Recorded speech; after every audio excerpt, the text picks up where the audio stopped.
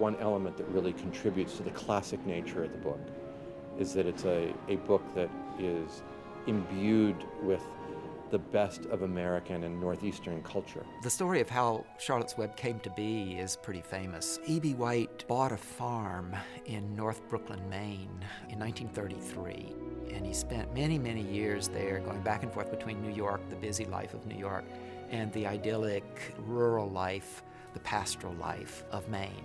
He finally retired there in 1957, but he had a whole barnyard full of animals. He had geese, and he had sheep, and he had pigs, and he had all these creatures. And he spent a great deal of time with them. He nurtured them, and yet always in the back of his mind, he knew he was preparing them for a fate that they would not enjoy, and that was that they would be butchered. And so he always felt a little bit of a traitor. So he began to think, how is it that I could perhaps save a pig? And it suddenly came to him, what if there is magical interposition? It's a miracle. You know, I could just picture E.B. White sitting out, sort of with his pipe, kind of watching animals in the barn, and then just coming up with this, again, this very simple idea about this spider and this pig. It's recognized to be, and rightly so, a great children's classic. I think this book is so popular because it addresses completely universal themes. It addresses loneliness. It starts with life and death and the choice to value life more than what makes the most sense in that moment. What are you doing? Wilbur is a pig of little value at the beginning of this book. You're not gonna kill it, are you? It's a run. Now go back to bed. The core premise of the book being that there is a life worth saving, and this very, very small creature being able to do something to have this big effect. You're little, they're huge. How are you going to stop them?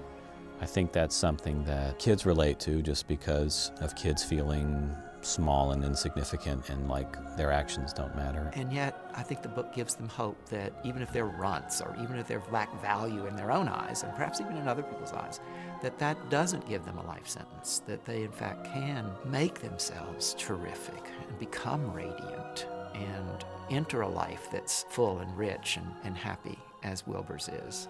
I wish I knew the formula for actually creating a classic, because I would just go out and whip a few up. When you tap into a nerve and a universal understanding of a very unique relationship and a sort of railing against an injustice. Don't think I don't know, Fern. That we're all here because a determined little girl made a promise to a pig.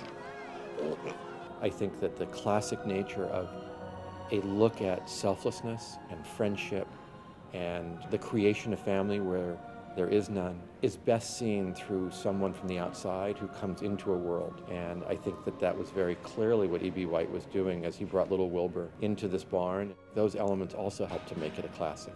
The friendship that develops between Charlotte and Wilbur is it's the kind of friendship we all should have in this life. Someone who is loyal to the end, is loyal beyond the end. Wilbur's devotion to those babies of Charlotte is just extending his loyalty to his friend after she's gone. Those timeless values, the more we can hold on to them, the better. White is particularly adept at showing us the beauties of creatures that we don't traditionally think of as beautiful. She is hideous. Are we even seeing the same ruddy creature?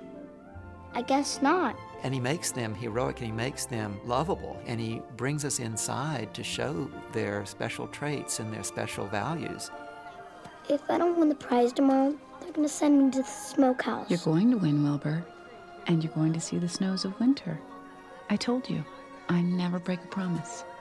The book is an acceptance of everything, the glory of everything, the good and the bad. It's an acceptance of the nearness of rats and the cuddly, innocent beauty of the newborn geese. Wow! Look at them! They're eggs and now they're just, look at them! It's an acceptance of the flatulence of cows. It's an acceptance of life. It's an acceptance of death.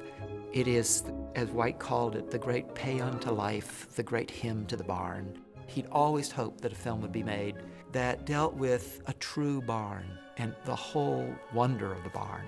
He wanted the smells and the sights and the sounds, and he wanted the reality of the barn and the creatures that lived there, and he wanted real animals. That's what the whole book is about. It's too bad in many ways that E.B. White did not live in an era when the film that he envisioned of this book could have been made.